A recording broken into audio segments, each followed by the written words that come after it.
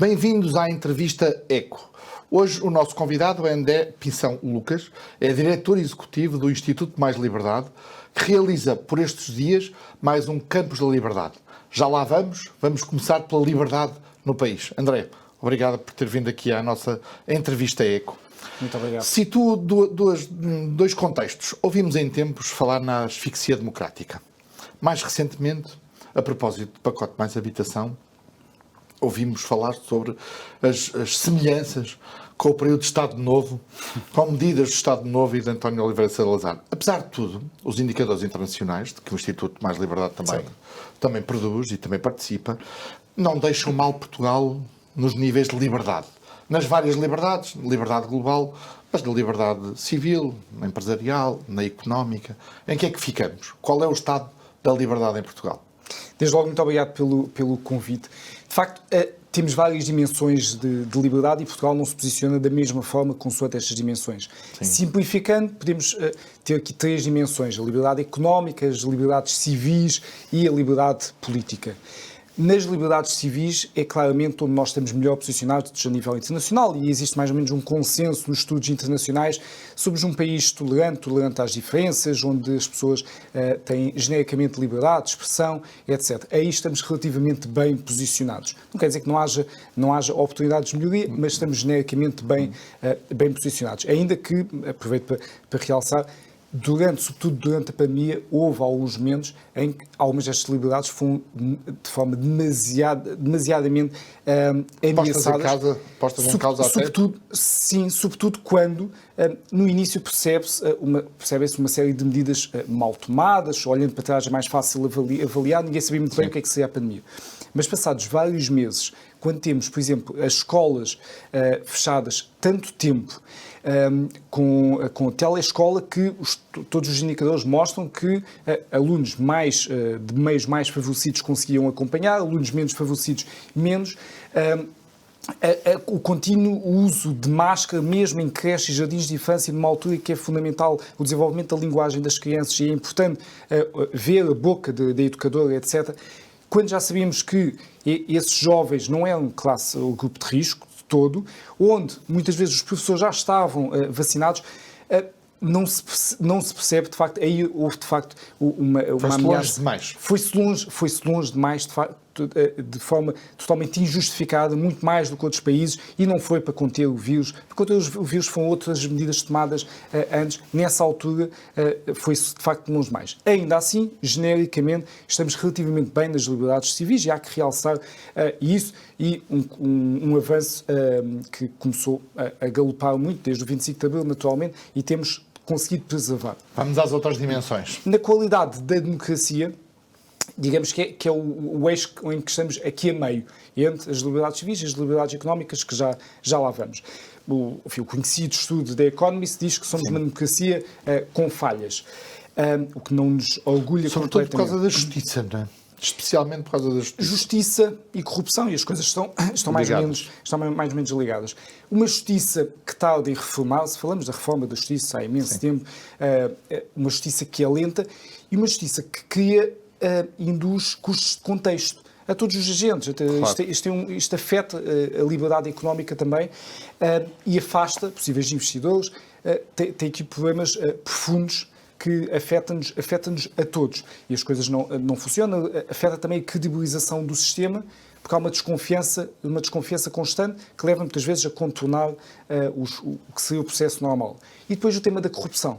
A corrupção é algo muito difícil de avaliar, até porque sabemos que a maior parte da corrupção nunca chega a ser identificada. Pela natureza do que estamos a falar, é obviamente difícil de identificar. Exato. E, enfim, há estimativas, etc., mas não passam de estimativas. Por isso, os principais indicadores sobre a corrupção costumam ser índices de percepção da corrupção. Sim. Que muitas vezes há quem critica, isso é percepção. É verdade que é percepção de especialistas com uma série de critérios. A percepção é tão importante como a realidade. A realidade eu não consigo saber exatamente qual é que é. Mas a percepção induz comportamentos. Se a percepção é de que os índices de corrupção em Portugal são elevados perante o investidor estrangeiro, vai evitar investir em Portugal. ou coloca esses custos extra, mais uma vez custos de contexto de um sistema que não funciona muito bem, na sua avaliação. Isto afasta as pessoas também de irem às urnas nas eleições para votar, porque não confiam. Por isso, a realidade não sabemos muito bem onde é que ela está, mas a percepção é de que Portugal, dentro do panorama europeu, é um país com várias fragilidades em termos de corrupção. Considera que, de qualquer forma, que essa percepção também acaba até por, de alguma maneira, poder induzir comportamentos, digamos, no limiar da legalidade, isto é, a não punição, a forma tardia como se chegam a julgamentos, estamos a falar a decisões de tribunais, seja com responsabilidade, com culpa, com condenação, ou sem condenação, mas com a ideia de que o tempo, ele próprio, a demora em fazer a justiça, seja ela qual for o resultado, cria também uma ideia de que talvez o risco compense? Sim, de facto tem esse efeito um bocado perverso e todo este efeito à volta, toda esta percepção de corrupção e de um sistema que não funciona leva depois alastra-se pela sociedade toda. A verdade é que não é uma coisa apenas de crimes do colarinho branco ou o que seja. Inclusive na mera cunha.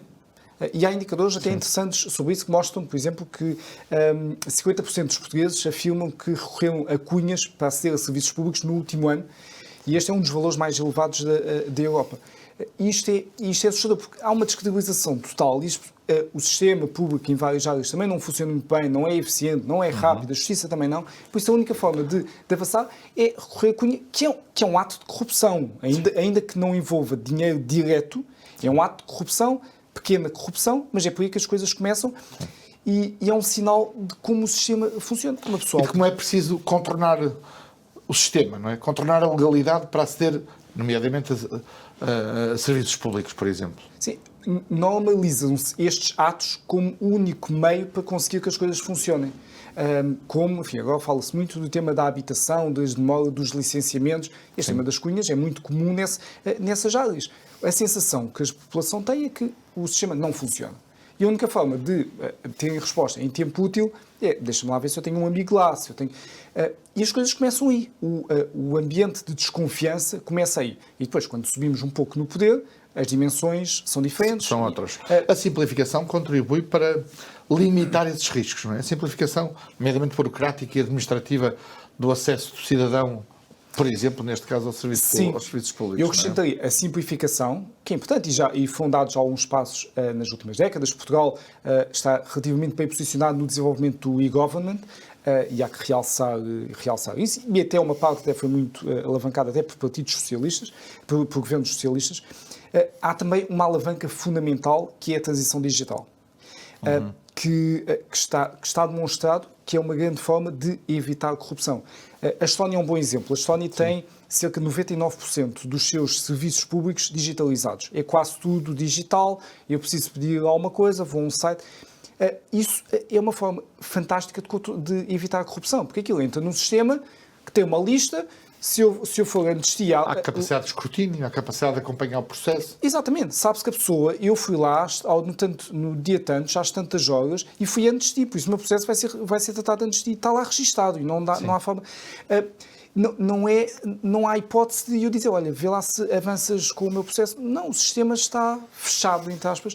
Por isso, a transição digital é talvez a melhor forma de aumentar, por um lado, a transparência do Estado, e a transparência tem resultados no tal índice de percepção de corrupção, que é fundamental, nas parecenças, mas não só na transparência, como tem efeitos na realidade do combate à corrupção.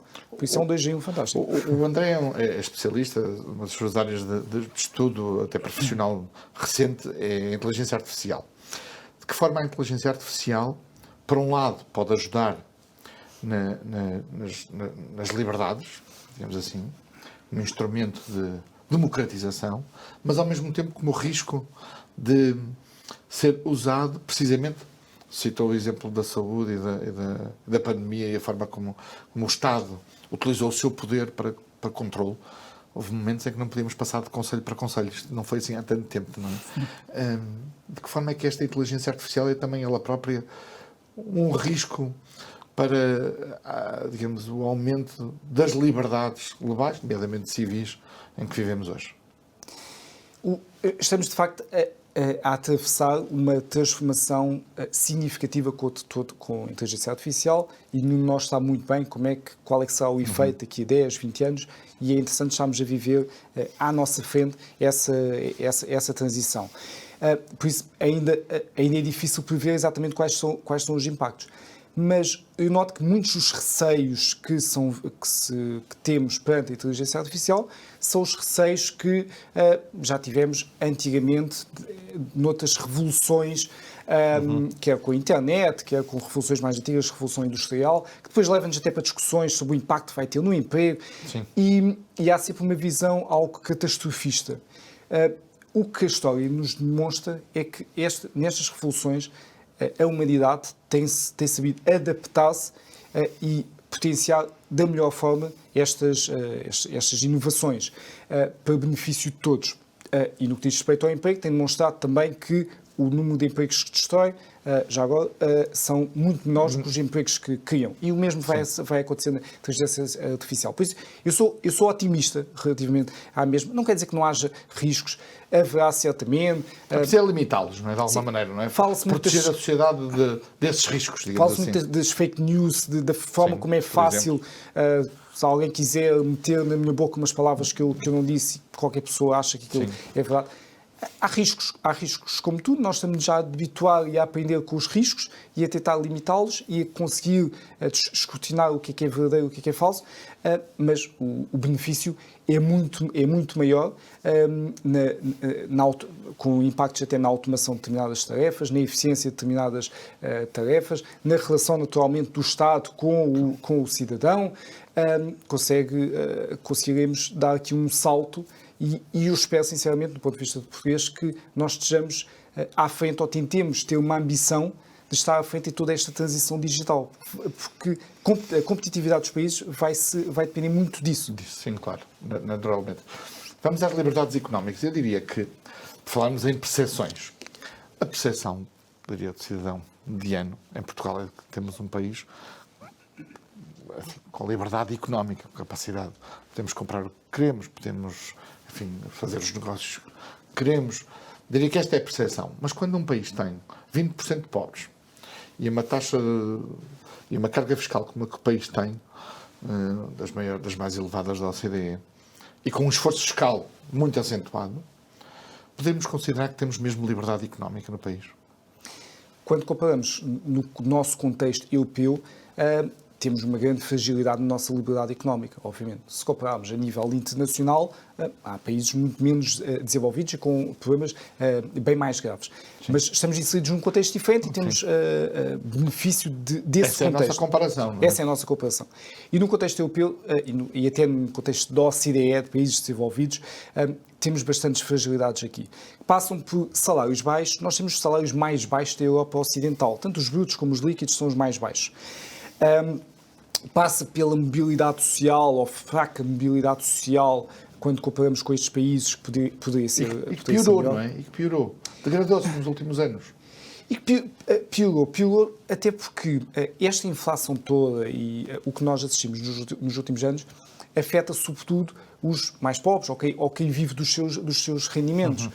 E é por isso que é tão importante, e agora fala-se tanto do IRS, e da importância de reformar e de reduzir o IRS, a escalada da inflação reduziu claramente o poder de compra, sobretudo daqueles que dependem dos seus rendimentos, que não têm outra forma de viver, e onde a percentagem de compras de alimentação e de energia que foram muito afetadas pela inflação é maior do que em pessoas com rendimentos mais elevados. Por isso foram bastante afetados, o que afeta aqui a desigualdade e reduz a capacidade de eles aspirarem à mobilidade social. E é por isso, de facto, e pegando aqui no tema do IRS, tem sido tão falado, a redução do IRS é um ato de moralidade perante a sociedade e perante os mais pobres. Pobres e classe média e média baixa. É fundamental que é devolver uma parte do poder de compra que eles perderam, é tentar não hipotecar as aspirações que eles têm de poder crescer socialmente, porque de facto a única forma é através dos rendimentos do seu trabalho, e só assim é que nós conseguimos. Nós temos um IRS, uma taxa máxima de IRS, que é a sétima mais elevada dos países europeus da OCDE. Esta é a máxima, por isso a classe média não chega a ela. Mas mesmo quando olhamos para a taxa de IRS sobre o salário médio, temos a 12ª entre os países europeus da OCDE. Por isso estamos na metade pior.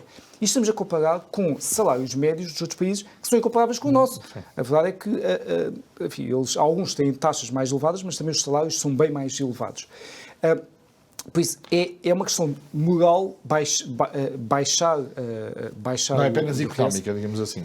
Não é apenas económica, é uma questão moral, uma questão de combater desigualdades, uma questão de garantir que a mobilidade social funciona. Ou pelo menos que funciona melhor do que funciona atualmente. Portanto, na sua avaliação, eu diria que as liberdades económicas são onde estamos pior. Onde classificamos pior. Sim. Não só, agora falámos muito da parte dos indivíduos, e mesmo quando olhamos para as empresas, aí o cenário ainda é pior. Nós temos uma taxa de IRC que é mais elevada dos países europeus da OCDE, a taxa máxima, mesmo a taxa efetiva é a terceira mais elevada, estamos lá no topo, e isto aqui afasta investimento. A grande âncora de atração de investimento, de trazer empresas para cá, a primeira coisa que olham é quais são os níveis de impostos sobre as empresas. Isto tem vindo sempre a aumentar. Destes 31,5%, que é a taxa máxima, há 9% que é a derrama estadual. Derrama essa que foi inserida na altura da crise financeira. Sim. Como transitória e extraordinária. Como vemos, não é transitória, não é extraordinária e não só não é, como aumentou. E por isso a taxa tem vindo a aumentar. É imperativo baixar a taxa de IRC estruturalmente. Temos de olhar, eu fico contente que nos últimos dias se tenha falado tanto de IRS, mas tenho pena que quase nos tenhamos esquecido do IRC. E da despesa, já agora. E da despesa, sim, claro. Mas é importante olharmos para os dois. Se o IRS tem um efeito imediato nas pessoas de recuperar algum poder de compra, etc., o IRC é o que pode permitir, de facto, aspirarmos a um crescimento económico muito superior. E basta olhar, por exemplo, da Irlanda. O tão falado exemplo da Irlanda, que teve um choque fiscal no final do século passado. O choque fiscal foi sobretudo nas empresas. Foi. Curiosamente, o IRC deles, sobre o salário médio, até é mais elevado do que o português. Mas no final do dia, o salário líquido que recebem é muito superior, porque as empresas têm outra capacidade de pagar aos seus colaboradores. Por isso, a grande viragem foi com o IRC. E é aí que nós devemos fazer. Eu percebo que muitos partidos querem colocar o foco só, quase que exclusivamente no IRS, até porque isso dá mais votos do que apelar à redução do IRC. Mas, por favor, nós precisamos baixar o IRC e é só assim que nós conseguimos, de facto, subir. Até porque, quando nós olhamos para as 7 economias europeias que nos ultrapassaram nos últimos 20 anos, todas elas têm taxas de IRC muito mais baixas do que nós. Vou tentar contrariá-lo com uma outra região. Quando se fala em liberdade económica, especialmente em liberdade económica e em competitividade fiscal, fala-se precisamente na Irlanda, e que tem resultados de facto mensuráveis e muito positivos para o país, inquestionavelmente, embora também seja preciso dizer, num contexto até geográfico, não é de sumenos, e de ligação, por exemplo, aos Estados Unidos, que nós sabemos que tem relevância. Fala-se agora nas economias de leste que nos ultrapassaram, mas nós temos liberdade económica, por exemplo, na Suécia, na Dinamarca, em países nórdicos com taxas de imposto muito elevadas. Portanto, a discussão sobre a liberdade económica e a carga fiscal ou a taxa de imposto, seja em IRS, seja em IRC, não esgota essa discussão sobre o que é liberdade económica, não é? Não, e não podemos colocar a discussão independente do desenvolvimento económico dos países. Porque Portugal não joga na mesma liga da Suécia. Por isso, a discussão é diferente e tem de ser diferente. Portugal não tem os mesmos atrativos económicos que têm os países nórdicos, e nem Portugal tem, nem Estónia, nem Letónia, nem os países de leste. A forma de se diferenciar e atrair investimento e competirem, uma das grandes formas é baixar significativamente o IRC. Eu não me preocuparia nada que Portugal crescesse tanto que um dia tivéssemos as taxas deles, mas com o nível económico deles. Sim. O problema é que estamos em campeonatos diferentes. A preocupação deles de ter uma competitividade fiscal maior não é a mesma que a nossa, porque eles conseguem atrair de outras formas. Tem outros fatores, não é? Tem outros fatores competitivos. Por isso é que, quando nós metemos os números todos juntos, olhamos para aqueles países nórdicos, mas eles têm taxas mais elevadas. É certo, mas desde logo tem um impacto no esforço fiscal na carteira das pessoas muito diferente. E estão em campeonatos diferentes. A nossa forma de nos diferenciar é muito pela competitividade fiscal. Não podemos continuar a tentar diferenciar-nos com os baixos salários. Não pode ser por aí, porque muitas vezes já orgulhamos e com pouca circunstância de mais uma empresa que veio para cá, para Portugal, e vai com mais 200 ou 300 postos de trabalho. Acho muito bem que as empresas venham, mas um dos fatores para muitas dessas empresas virem são os baixos salários. São boas qualificações conjugadas com baixos salários. É bom que nós sejamos mais ambiciosos do que isso. É bom que consigamos atrair por outros fatores também. E é por isso que é importante distinguir, estamos num campeonato diferente, olhemos para aqueles que estão no nosso campeonato e que nos estão a ultrapassar. Gostava de ouvir também sobre saúde e educação, sobre a liberdade na saúde e na educação, mas de qualquer forma também é preciso acrescentar aqui um ponto ainda na liberdade económica, que é a dependência das empresas do próprio Estado. Isto é, nós também é verdade, temos uma cultura em que os líderes empresariais, líderes, digamos, políticos em sentido amplo, não cultivam provavelmente uma grande força de independência face ao Estado. Isso também não acaba por viciar, digamos, o jogo de quem deveria ser, digamos, a base para garantir que Portugal e o Estado português é um Estado que dá liberdade, e nomeadamente liberdade económica. Sem dúvida. E isso leva-me para... Há bocado falámos da mobilidade social, Sim. que é um conceito que tipicamente aplicamos às famílias. Eu gosto de falar de outro conceito, que é a mobilidade empresarial, que é a capacidade de pequenas empresas poderem aspirar a ser grandes Sim. e as grandes empresas caírem porque, entretanto, não conseguiram inovar. O nosso sistema, como está montado, está a quebrar totalmente essa mobilidade empresarial. Porque temos um Estado demasiado grande, com demasiadas teias, uma economia e um tecido empresarial em que, em muitos setores, está demasiado dependente dos subsídios dos fundos europeus, etc., Sim. que vai alimentar... Quase a maldição dos fundos europeus, não é? É isso, que vai nos mantendo como líderes nos seus setores, etc. Isto conjugado com um sistema fiscal altamente complexo, um sistema legislativo e leis também altamente complexas, que faz com que as maiores empresas tenham mais facilidade para se manterem, porque já conseguem alocar equipas altamente especializadas a concorrer aos fundos europeus, etc., e conseguem ganhá-los muito mais facilmente. Tem equipas de fiscalistas para conseguir otimizar ao máximo. Sim, claro. Tem equipas de advogados também muito, muito boas para conseguir perceber todas as leis. Para o pequeno e médio empresário, ele tem uns obstáculos brutais pela frente. Sim. Os números mostram que eles têm muito mais dificuldade a concorrer a fundos europeus, por exemplo, e têm muito mais dificuldade a perceber quais são os normas. Se calhar não há incentivos sequer ao crescimento, não é? Os incentivos certos ao crescimento, às fusões e aquisições, nós sabemos que em Portugal esse processo é difícil, não é? É difícil, mas se tirássemos um bocado do Estado, já ajudava. Nós temos mais de 4 mil taxas e taxinhas.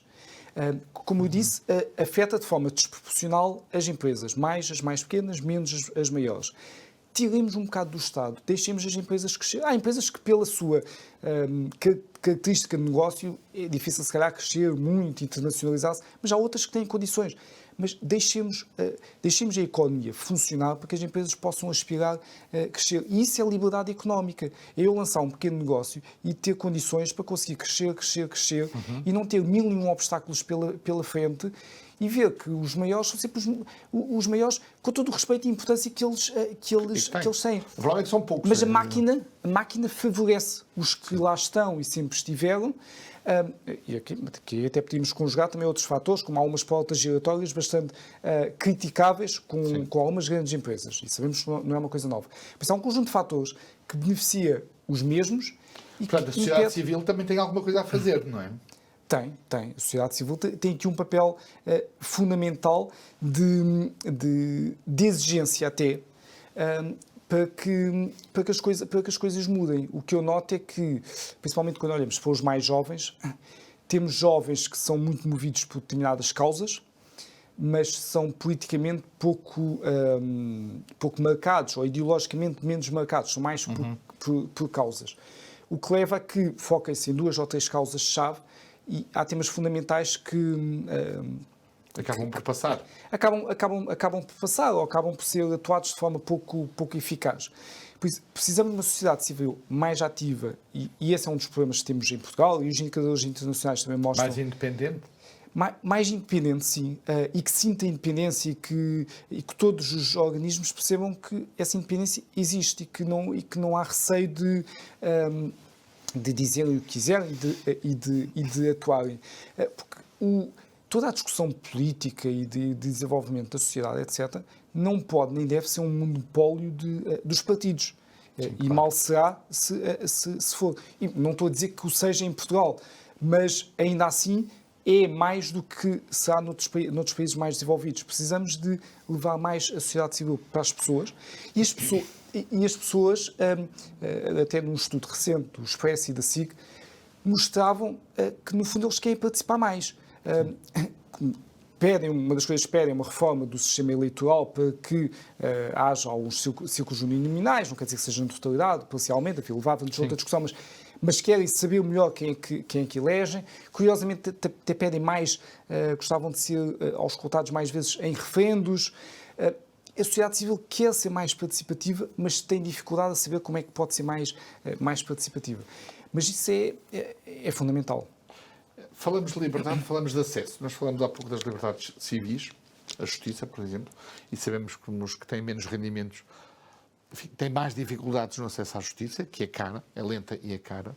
Mas falamos, enfim, de 2 áreas que são muito decisivas para a avaliação de liberdade, que é o que se chama de liberdade de escolha na saúde e na educação.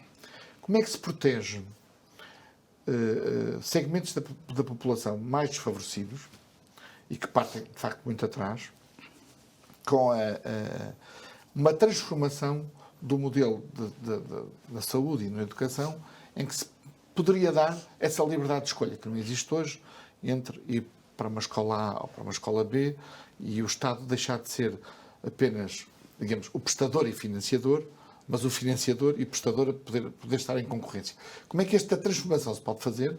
É um dos caminhos defendidos, protegendo os mais desfavorecidos e garantindo que, quando o Estado é prestador, não se torna uma espécie de um prestador digamos, de terceira classe, não é? Dos mais pobres e com as menores condições. Repara numa coisa, o tema da liberdade na educação é fundamental, e junta-se também com a melhoria da qualidade da educação, porque uma coisa está ligada à outra. O contexto atual qual é? No contexto atual, uma pessoa que nasce num bairro problemático, num bairro desfavorecido, socioeconómico do nível baixo, está quase condenado à pobreza, à marginalização. Porquê? Porque a escola para onde ele vai, ele não tem escolha. É a escola do bairro, é a escola onde os colegas são os mesmos do bairro, que já estão todos num contexto pouco favorecido, e será um milagre, esses milagres acontecem, será um milagre se ele conseguir sair daquela bolha. Mas tudo está montado para que ele fique naquela bolha, ele não pode escolher, mesmo que os pais estejam dispostos a percorrer de 20 ou 30 km para levá-lo para uma escola melhor. Essa oportunidade não é dada. Para alguém que tenha mais condições, pode não só escolher a escola pública ao lado, como pode escolher entre as dezenas ou centenas de escolas privadas no país. Sendo que, há mais um dado, a escola pública ao lado não é a mesma escola pública do bairro social. Provavelmente essas famílias já vivem em bairros de uma classe socioeconómica mais elevadas, num contexto diferente. Os professores também, tendencialmente, são melhores porque os professores preferem esse tipo de escolas, e por isso acaba por ter um contexto melhor. E por isso tem uma liberdade totalmente diferente. Por isso temos aqui uma desigualdade muito grande nas liberdades na educação. É fundamental, de facto, que consigamos montar um sistema, não sei se é através exatamente de cheques de ensino, mas um sistema em que permita que uma pessoa possa escolher para onde é que a sua criança vai. Obviamente que há vagas, certamente, mas que possa escolher, que isso fomenta a concorrência entre escolas. Aquela escola do bairro não compete com ninguém.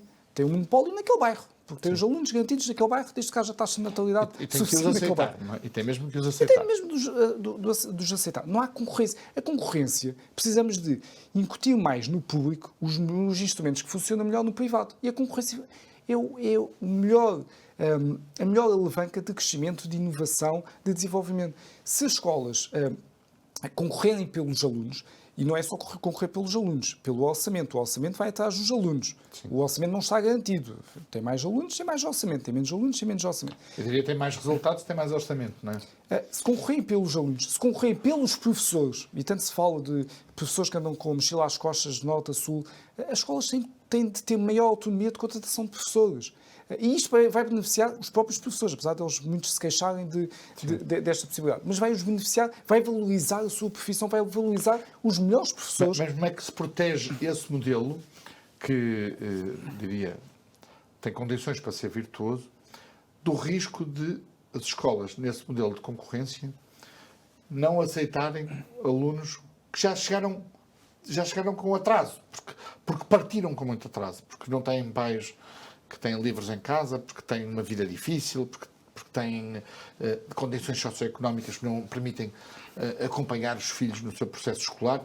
Como é que se garante que as escolas, as melhores, não criam barreiras à entrada, digamos, àqueles que mais precisam da mobilidade social? Haverá certamente várias formas de conseguir. Mesmo nas escolas públicas, o Estado pode ter um conjunto de cotas para determinados alunos para garantir que há uma diversidade suficiente. Mas eu nem estou tão preocupado com isso. Se houver esta tal concorrência, mesmo que não significa que esses alunos, se calhar, vão para a melhor escola pública do país, mas já vai permitir, necessariamente, que haja uma maior distribuição desses alunos por várias escolas, que as escolas compitam entre elas. Haverá sempre umas que estão, de facto, num contexto muito favorável, mas não só essas que me preocupam. Eu acho muito bem que haja essas. Eu não quero que haja aquelas que... Mas de quartil inferior, não é? Vamos tirar essas e vamos aumentar aqui a fasquia de baixo. Vamos subir. Se subirmos, perfeito. É por aí que vai passar. Inclusive, enfim, deixar que os alunos vão para escolas privadas. O ensino público é bastante caro, por diversas razões, por ineficiências do público, e também há que dizer, porque no sistema público tem de garantir o acesso a determinadas crianças com determinadas necessidades, que faz crescer o custo. Essa parte também lá está. Sim. Mas, ainda assim, o custo é elevado. Mesmo para o Estado ficaria mais barato meter crianças em determinadas escolas privadas. Privadas, sim. No custo por aluno, sim. Sim, o custo por aluno. Eu acho que se conseguir, de facto, montar um sistema que efetivamente garantisse esta liberdade, porque a educação é fundamental para a mobilidade social que falávamos já há bocado. A mobilidade social não assegura a 100%, o contexto socioeconómico continua a ter um peso relevante, independentemente disto tudo, é certo, sim, mas a educação é fundamental para que possamos dar esperança àquelas crianças, que possam ter mais do que os pais conseguiram, e até, enfim, um dia até dar essas condições, devolver essas condições aos pais pelo esforço que eles fizeram para lhes dar uma educação melhor. Isto é de facto fundamental, porque estamos num sistema bastante desigual, e vale a pena falar dos rankings e dos tais rankings que o nosso Ministro da Educação não gosta nada. Mas os rankings mostram que do top 50 escolas, atualmente só 5 ou 6 é que são públicas, e há 20 anos eram 30. Pode-se dizer, mas as escolas privadas selecionam os alunos, etc. É verdade, e já têm logo alunos num contexto socioeconómico diferente. Sim. Mas mostra outra realidade, mostra que, de facto, os pais querem o melhor para os seus filhos. E, tendencialmente, cada vez mais, quem tem condições tenta meter nas escolas privadas porque há a percepção de que são melhores. E os resultados vão mostrando que são melhores. Os resultados vão mostrando que são melhores. E isso faz com que cada vez mais as escolas públicas tenham menos alunos de classe média alta e fiquem só com classe média, média baixa e baixa. Sim. Isto até é péssimo para o desenvolvimento de todos. Sim, claro.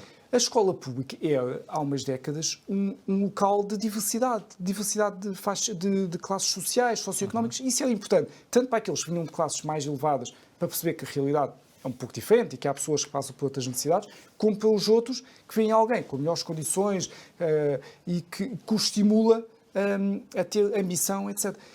Por isso, estamos a meter a escola... Segmentar, não é? A segmentar. Temos uma educação a duas velocidades.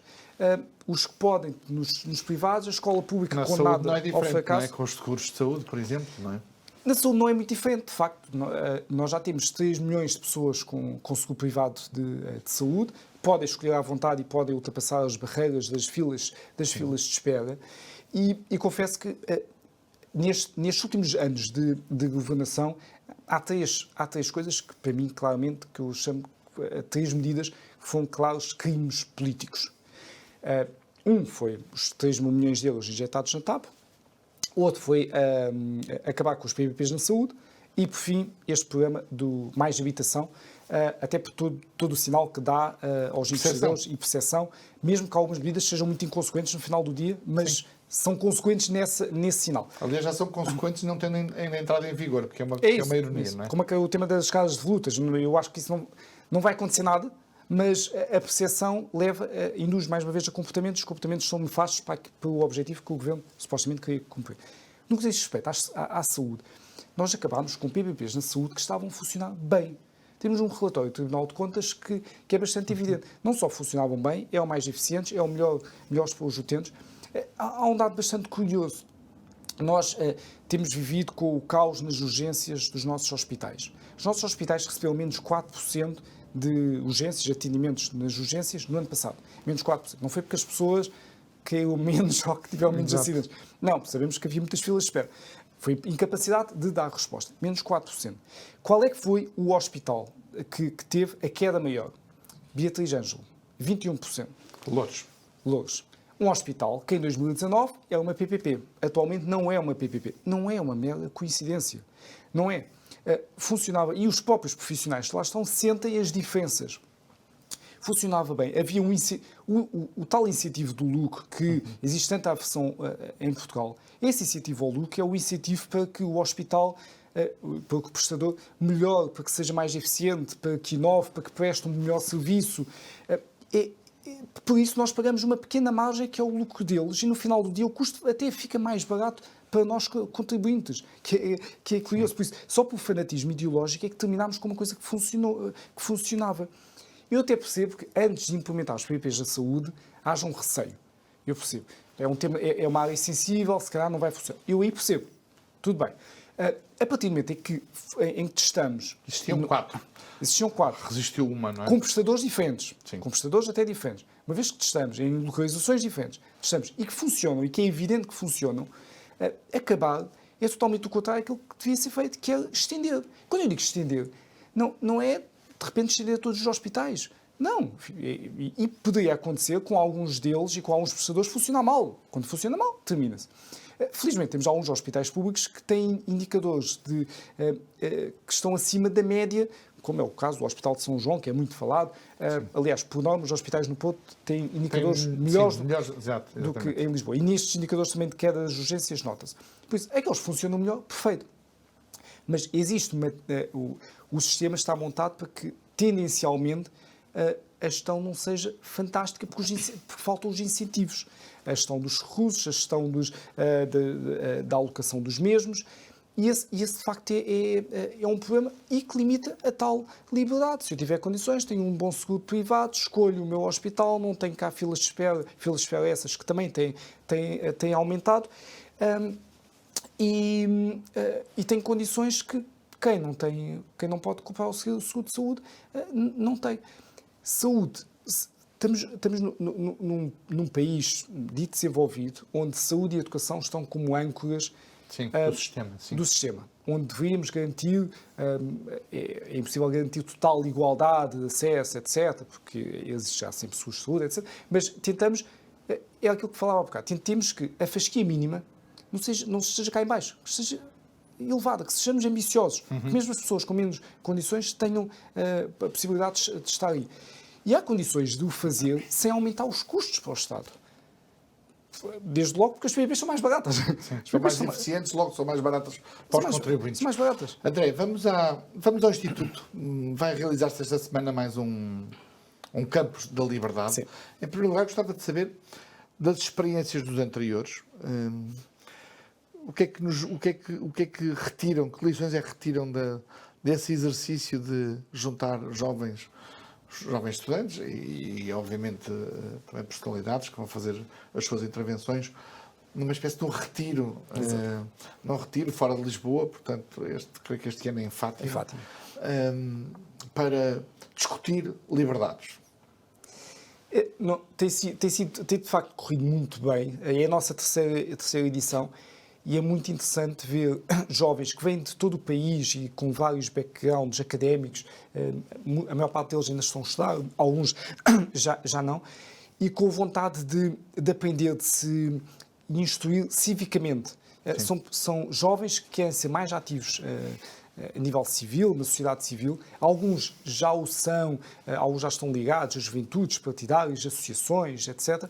Mas há muitos que não, mas querem os instrumentos para isso. E os instrumentos passam pelo conhecimento. Mais uma vez, conhecimento e educação. Por isso, durante 5 dias temos uma parte mais teórica de pensamento liberal, de história, dos fundamentos, etc., que conjugamos depois com questões mais práticas de como aplicar isso aos desafios que falámos aqui. Como aplicar um pensamento liberal à saúde, à educação, à justiça, à economia, etc. E aí veio alguns nomes mais mediáticos falar, e muitos deles com experiência governativa, e isso também é importante para fugir da mera teoria, e pessoas que passaram por lá e que sabem que é dificuldade, nomeadamente, de gerir Estado, de gerir a coisa pública, que tem esses constrangimentos. Não é? Sem dúvida, e é mais fácil o meu papel aqui de estar a comentar. Sei que quando lá estamos é mais difícil, porque há alguns constrangimentos extra para implementar coisas que, visto cá de fora, parecem tão simples. Isso é importante, e sinto que os jovens saem dali com um estímulo, uma vontade de aprender mais, de fazer mais, de até a nível local atuarem, que depois pode ser juntas de freguesia, junto dos municípios, para estimular efetivamente essa sociedade civil, para ser mais ativa.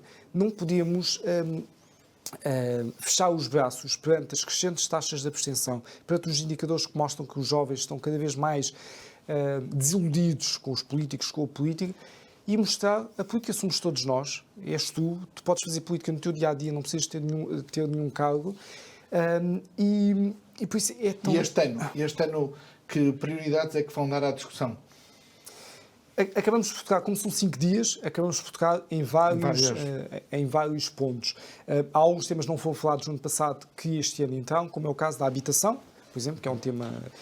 óbvias também, por razões óbvias. E não são apenas políticas, é mesmo pela realidade da sociedade portuguesa, não é? Sem dúvida, sem dúvida.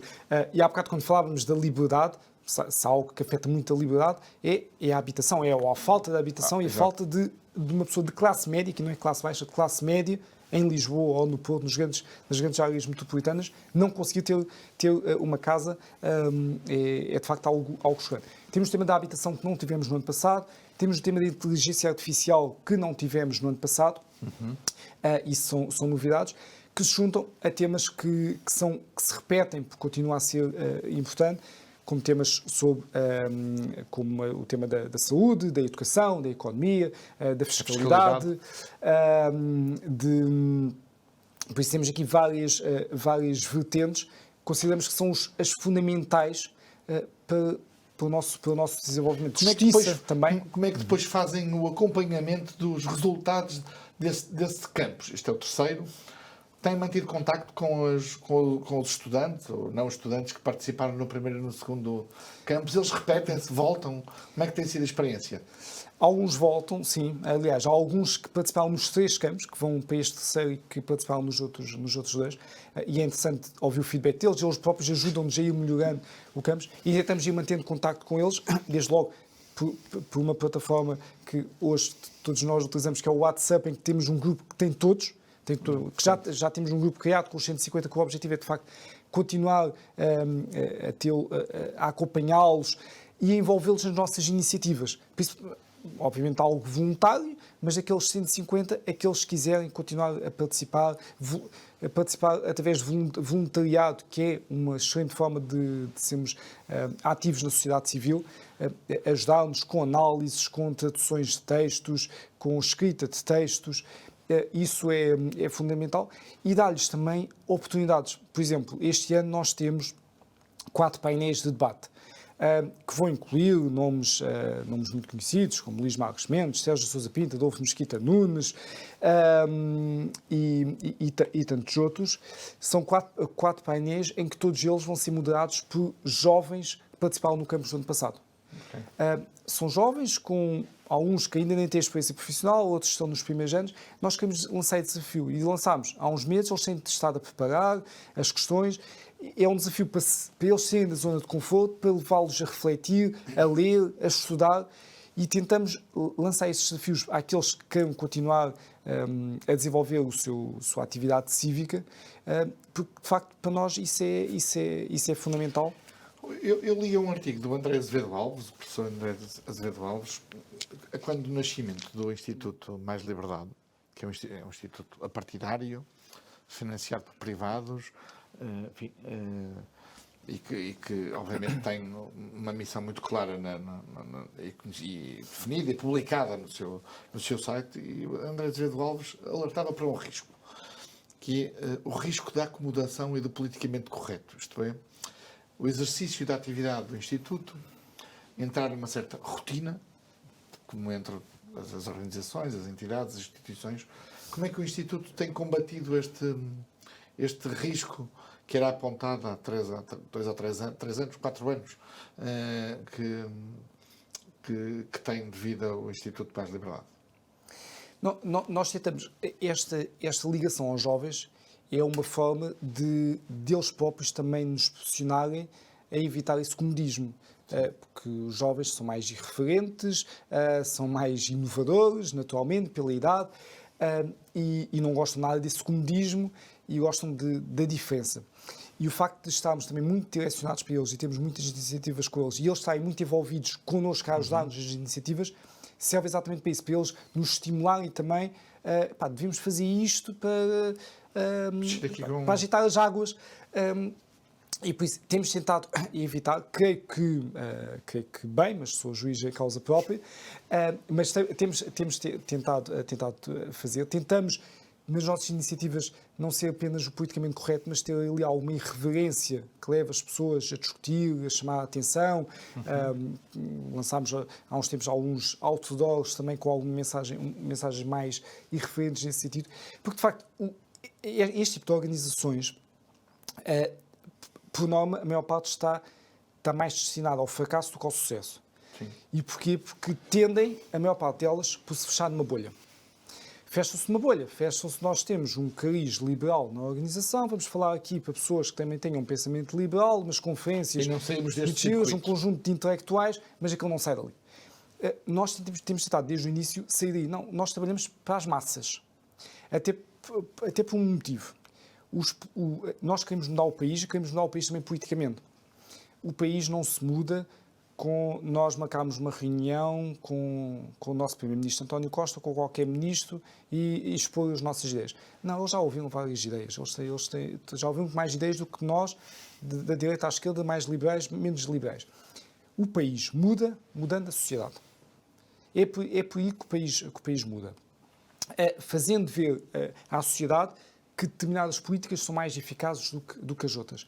E isso não acontece se eu fechar num auditório um conjunto de intelectuais com um conjunto de membros muito restritos. E já todos pensam o mesmo, não é? E já todos pensam o mesmo e que saem dali todos satisfeitos porque os outros também pensam o mesmo e afinal eu estou certo e na realidade vivem numa bolha porque aquilo não muda nada. Sim. Não.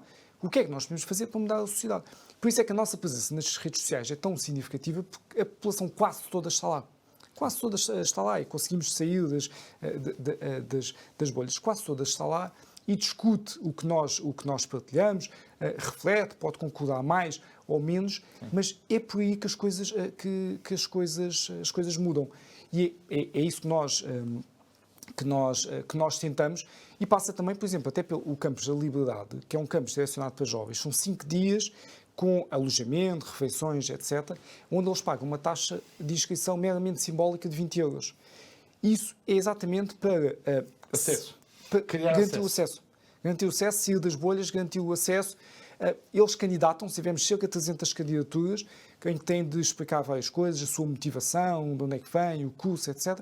E nós avaliamos qual é que é a motivação deste candidato, qual é que é o potencial deste candidato, chegar lá, estar atento, aprender, participar. Este ano são 150 que participam. São cerca de 150 de uma pool de 300 de onde a selecionamos. E por isso, retirar essa barreira à entrada serve exatamente também para sair das bolhas, garantir acesso, chegar à sociedade independentemente do seu nível socioeconómico e não ser mais uma organização muito gira que funciona ali dentro da bolha, um conjunto de intelectuais que estão todos convencidos que têm razão. Não é por aí que nós mudamos a sociedade. No final do dia, quem vota é a população e é por aí que nós. André, obrigado pela sua participação nesta nossa entrevista ECO. Muito obrigado. Obrigado, foi um prazer.